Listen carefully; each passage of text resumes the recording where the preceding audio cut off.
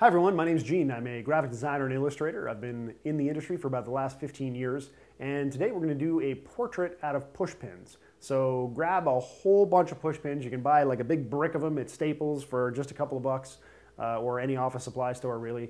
So grab a bunch of pushpins and get a pencil and probably some cardboard, because you're not going to want to stick the pushpins into something that you can't pull them out of, or something that's not going to accept the entire pushpin.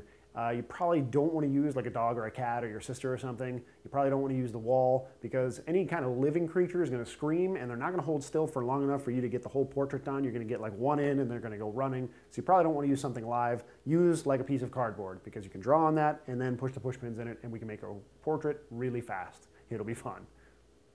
So we're just going to use an image of a portrait here, because drawing a portrait is a different tutorial. But we're going to take some pushpins, and I recommend if you're doing a portrait, get a larger portrait. But the reason we're using a smaller type portrait here is just because of the camera size, and we're just going to show you the basics. So if this face was this big, then each individual pushpin would be smaller in comparison, and you could get a lot more detail. Unfortunately, since this is a small image of the face, we're not going to get a whole lot of detail in there. But the first step that you want to take is just give yourself a bunch of different pushpins.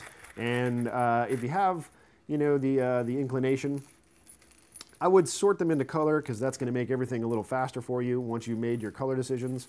So we got the reds there. I can see a bunch of yellows right here, so we're just going to dump them out.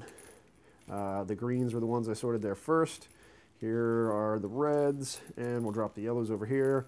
There's a green that tried to escape. Some whites down here at the end, and I'll stick those by the blues, because those are probably going to end up being my eye colors. And I just dropped a pushpin on the ground, which reminds me of a perfect safety tip.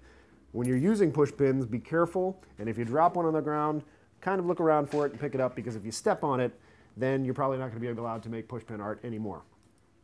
All right, so for this, I only have 5 different colors of pushpin right here. So I'm going to start out and say that we're going to leave the blue for the eyes. Now, also, you want to make sure that if you're doing some sort of pushpin portrait, you have something to anchor into, because if you just have a flimsy piece of paper, then the only thing that you're going to be anchoring into is your table, and that's not good. So I do recommend going to your local craft store and ask them for foam core. Now, foam core is a little bit thicker than like a cardboard, and you'll easily be able to push pins into it. So let's get started anyway. Blue I'm going to reserve for the eyes. Blam. Now this kind of almost seems a little bit crazy, a little bit like voodoo here, but we're not actually sticking out this man's eyes. I don't have anything against him. I think he's probably a nice guy. I'm going to add some white here, because he probably has white to his eyes, because he is human, and we as humans have whites to our eyes. There you go. Now again, you can get all different colors of pushpins. I'm just going to get, I just have the 5 here. Then we're going to go and start outlining his jacket. And what I would say that you do is start with an outline. Start, on the top or the side or something. And I only have a little bit of area to push these in, but if you had foam core, you could really push these in pretty far. And if you double up the foam core, you can probably push these in all the way. So start with the outline. And once you have a good outline, then you can come in and start filling in. And the way that I would do that is I would hold on to your initial ones, especially if you're only pushing them in a small degree like I am, and alternate. So don't butt them up right next to each other like this, but alternate a little bit so that it fills in more space. As you can see, like kind of what I'm doing here, just pushing it straight down, or losing it like that. I'm just pushing it straight down, but it's actually in between my first row.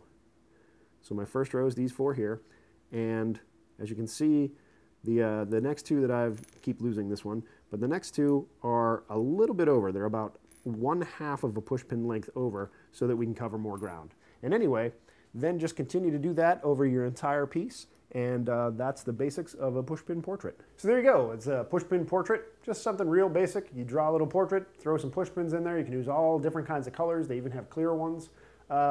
Just a different way, something interesting and creative, a different way to do a portrait for somebody, maybe as a gift. Anyway, I hope you had some fun and learned something today. Thanks for watching. We'll see you next time.